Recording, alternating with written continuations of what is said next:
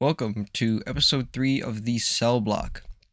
And today we're going to be talking about uh, the off season, a bit more of the off season stuff that's happened leading up to tomorrow, where the season will officially start for the Nashville Predators. They'll be playing a 2-game set against the San Jose Sharks in the Czech Republic. So let's get it started. First of all, Predators prospects at the rookie camp. Predators prospects that had shined were Askarov, Yuso Parisian, Igor Afanasyev, Marcus Nurmi. They all shined. Stasny shined. Delgazio signed. So I guess we'll see what obviously the Predators do have a bright future and such. We've all known that, and it'll just depend on what's going on. Now, the Predators are one of, the very few teams to actually have cap space right now, because many teams are, below the cap.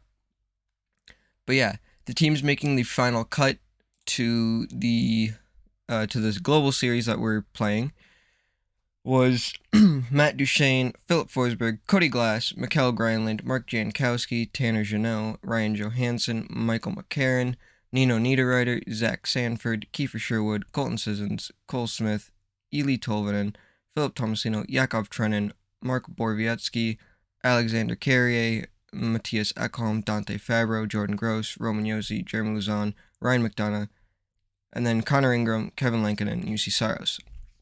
I have a feeling that the people who will start will be Saros and Ingram, but we could see Lankinen start. Now, I was originally going to record these videos. It was originally going to record the 3rd after the final game of the preseason, but I wanted to hold off until now in case anything crazy happened. But before we get on to talking about the preseason games, we'll talk more about everything. So, the Nashville Predators had announced their global series.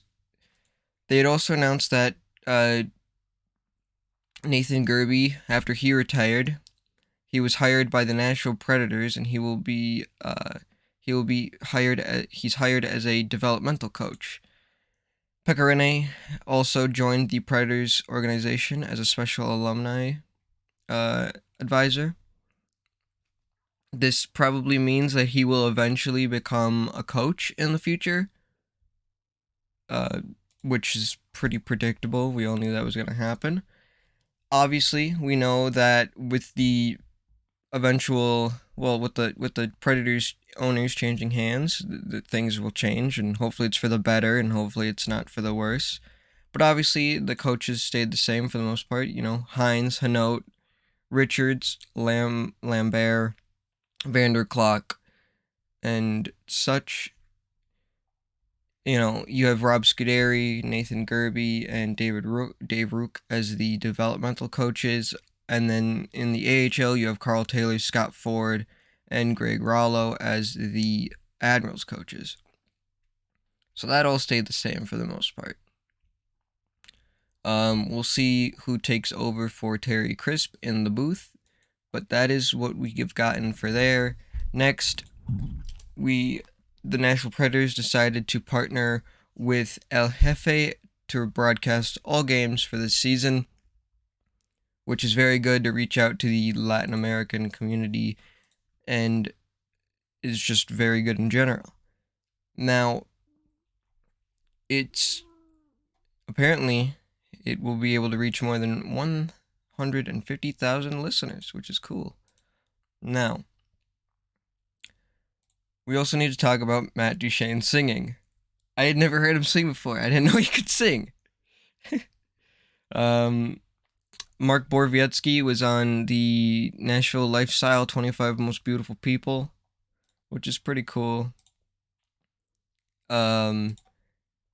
Obviously, so next we'll talk about the preseason games. So obviously, as we all know, Nashville only lost 1 game in preseason. So let's talk about the games. So the first 2 games that we played were split squads. We had lost 4-3 in overtime. We had only taken 3 penalties, which is actually pretty good for us. And we had Cooley and Ingram in net. Now, this was still us playing smaller guys. I don't think we actually ever played Saros in preseason. I could be wrong while I'm looking through this. Now, obviously, yeah. So obviously, in the second split squad game, Askarov went perfect in the shutout. Him and Lankinen did not give up a goal at all. So yeah, Lankinen honestly impressed me. I didn't think he was gonna be that good. I thought he was just gonna I thought he was gonna completely flounder, but no, he's been good.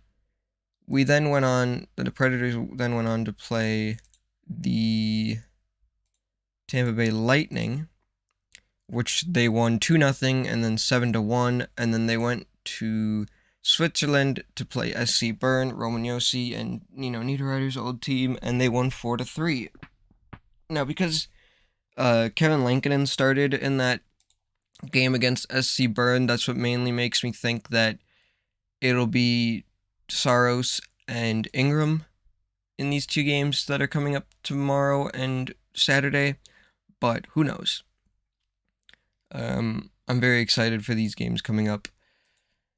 And yeah, so we have obviously we have a good team this year. I think we could do pretty well. I don't know, it's just a very exciting time of the year. So, I'm excited to see how Niederreiter does. I'm excited to see all this, and hopefully we can do a lot. I'm glad to see Cody Glass finally making the team, and we'll just see what happens. It's gonna be awesome to see Milwaukee in person again this year. So yeah. Let me just see. Yeah. So we'll see what everything looks like in the next 2 days.